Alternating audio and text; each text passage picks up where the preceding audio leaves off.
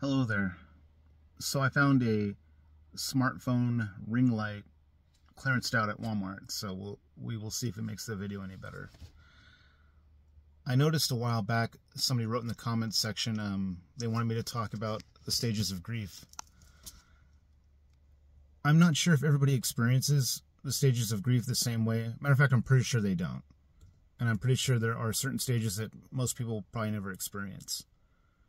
So naturally, I experienced the denial part right away.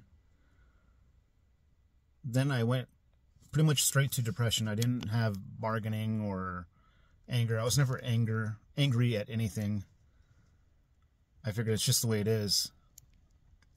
At times, when I would experience a lot of physical pain or be inconvenienced by the accident, just all the millions of inconveniences it caused, I just wished that the guy who hit me could know just how much he affected my life in all the little ways besides the huge ways, you know. So that's one thing I thought about a lot. So denial and depression, and that's pretty much where I've stayed, is depression. Acceptance. I mean, how the hell am I going to accept that my son's not here and that he was taken away from me? Bargaining. No. So basically denial and depression is what I've experienced. So we can talk about pain management now. So right when I got out of the hospital, a friend recommended a doctor to me and said that he was a really good doctor and he understood pain very well.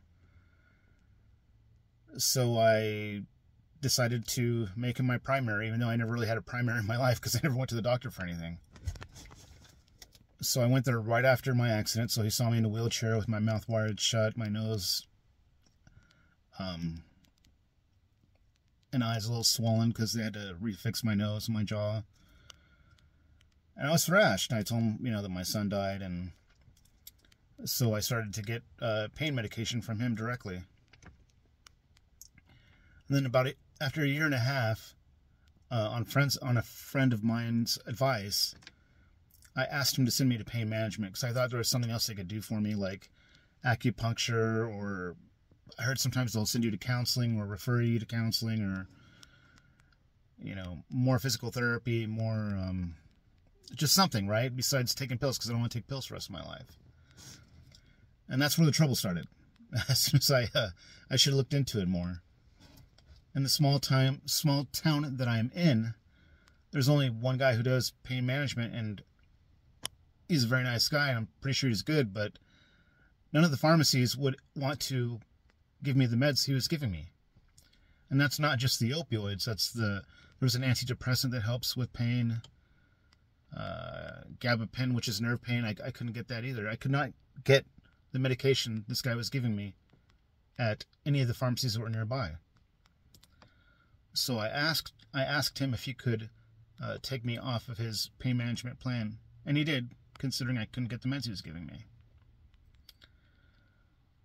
So I went back to my doctor and I explained the situation, and he said, yeah, no problem. And he started giving me my meds again. And then, during another refill, I had an appointment. He said he was going to send them, and there was some kind of miscommunication between he and his secretaries or something, but I could not get the meds from him. So I'd have to go back, which is 2.5 hours away. I wanted to keep my primary because he's great and he hasn't given me any problems. So I'd have an appointment. Usually it was about 2 weeks to a month out. And then he would cancel it because he kept getting COVID over and over again. So to make a really long story short, I just found out that he passed away late December. And I was pretty heartbroken because he was a really cool guy and I liked him a lot. I really believe the issue was his secretaries or nurses or whatever. There was some kind of miscommunication somewhere. So a friend recommended a new doctor to me, and she has been pretty amazing so far, and she sent me to pain management, which my appointment was about a week ago. So for those of you who don't know, when you go to pain management, there's a lot of paperwork you have to fill out, and usually before you even see the pain management doctor, you're basically signing a form that says, I am not going to get my pain medication from anywhere else but this person. If I do, basically I'll never get any pain pills again. Essentially, that's what it means. But I noticed that on this particular appointment, I didn't sign that. And he didn't drug test me either. So we go to the back. My wife and my son are with me. And he told me they're doing it a little different there. They want my doctor to be in control of the meds because that works. They don't need to be in control of it for my situation. And what they wanted to do was, they were pretty sure I had CRPS, which is complex regional pain syndrome, which is when your nerves are overreacting all the time. So he stated that he wanted to lay me down on my stomach, utilizing a U-shaped syringe, go near my spine, and puncture the parasympathetic nerve and inject it with a pain-numbing agent, which can last a month to 3 months. And if this didn't work, then he didn't know what it is and he had to keep looking.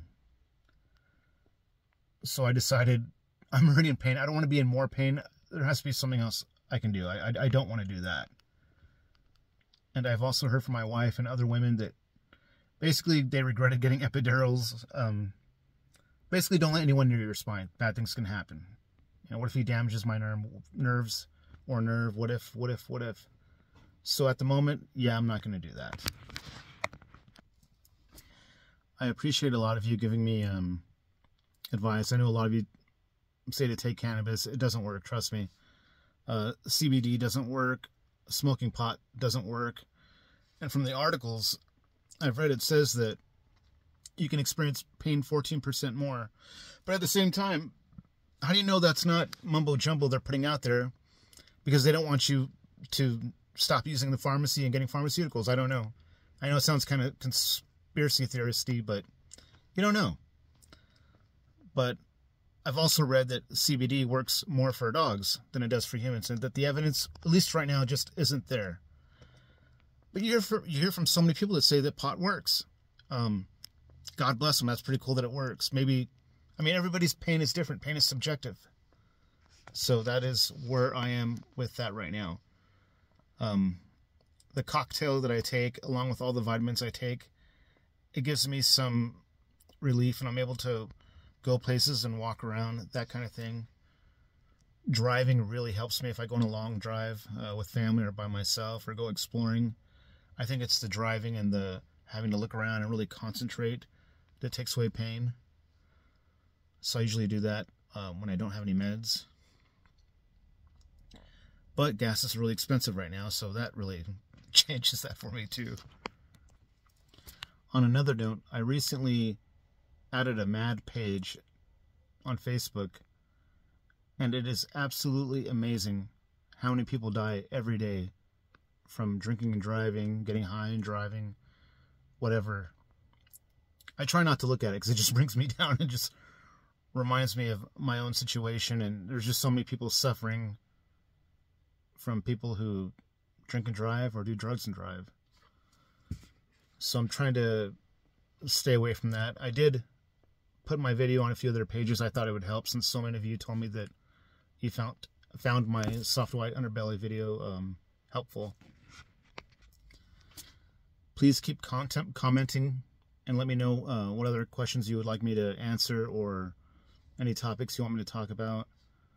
Once again, there's a Cashapp, PayPal, and Venmo in the description if you decide that you want to donate money or help the channel. Do not feel obligated.